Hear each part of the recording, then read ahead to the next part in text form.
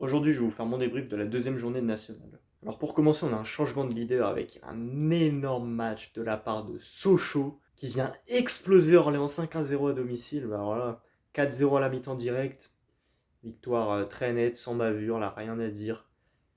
Ils prennent 6 points sur 6 dans ces deux premiers matchs. Donc les débuts parfaits pour ce club de Sochaux. Et à l'inverse, Orléans, concurrent à la montée, déjà 0 points sur 6, 0-6 justement. C'est un peu compliqué comme début. Après, voilà, ça fait deux matchs, rien n'est joué.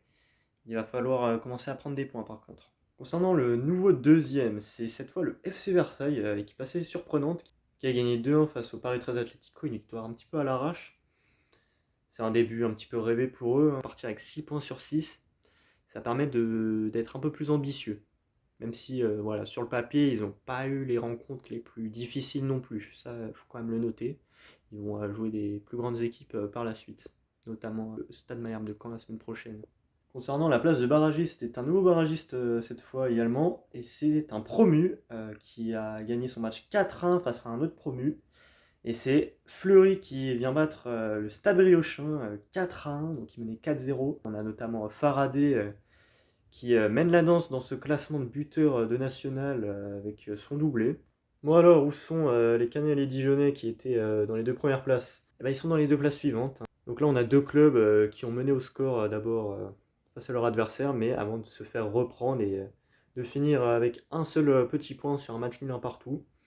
Donc Caen s'était déplacé du côté de Quevilly-Rouen et Dijon avait réceptionné l'autre club normand, le FC Rouen.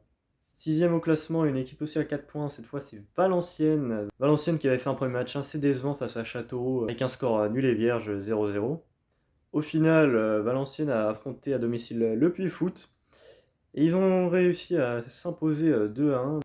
On a notamment un doublé de Takaoka qui vient donc au même niveau que Faraday dans ce classement de meilleurs buteurs. Concernant les deux matchs restants, peut-être moins impactants au niveau du classement, on a d'abord Châteauroux qui menait 2-0 face à Bourg-en-Bresse, mais qui s'est fait remonter en fin de match et score final de partout, un point pour les deux clubs.